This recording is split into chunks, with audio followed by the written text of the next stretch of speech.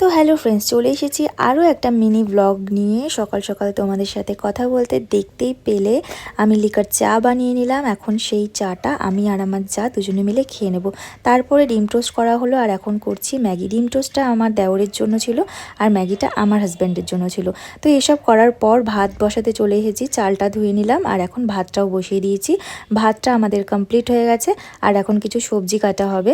আমার যা বাঁধাকপি কেটে নিচ্ছিল, বাঁধাকপি মাছের মাথা দিয়ে একটা ঘন্ট করা হবে আর তার সাথে হবে ডালের সোমবারের জন্য আমি রসুন, কালো জিরে, শুকনো লঙ্কা সমস্ত কিছু দিয়ে দিয়েছি। প্রেসার কুকারে ডাল বসিয়ে দিয়েছিলাম আর এখানে ডালটাও আমার হয়ে গেছে। ধনেপাতা ছড়িয়ে ডালটা আমার কমপ্লিট। আর এখানে বেগুন ভাজা করছি শ্বশুরমশাইয়ের জন্য। সকালে শ্বশুরমশাই বেগুন ভাজা আর ডাল দিয়ে ভাত খায়।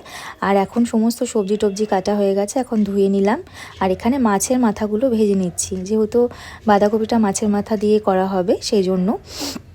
আর এখানে বাঁধাকপিটা বসিয়ে দিয়েছি, বাঁধাকপিটা হতে থাকুক আর তার সাথে দেখা যাক আর কি বানানো যায়। আর এখানে আমার বাঁধাকপিটাও প্রায় কমপ্লিট হয়ে গেছে, দেখেছো কতটুকু হয়ে গেছে। আর এখানে আলু আর করলা ভেজে নিচ্ছি।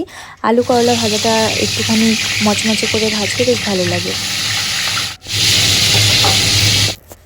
তার সাথে মাছ ভাজা কমপ্লিট হয়ে গেছে, আলু ভাজা, ফুলকপি, কারণ মাছটা আজকে আলু ফুলকপি দিয়েই রান্নাটা করা হবে। আর এখানে আমি রান্না করে নিচ্ছি, একটু ঘুরে ঘুরে তোমাদের দেখাচ্ছি। এখানে মশলা কষিয়ে নিচ্ছি আলু ফুলকপি দিয়ে। মাছের ঝোল কমপ্লিট, ধনেপাতা ছিটিয়ে নামিয়ে নেব মাছের ঝোল। আমাদের না ধনেপাতা খেতে খুব ভালো লাগে। আর আমার রান্নাবান্না কমপ্লিট, এখন গ্যাসটা মুছে নেব, রান্নাঘর পরিষ্কার করে নেব। ভিডিওটা ভালো লাগলে like, comment, share and subscribe করে দিও। Bye bye.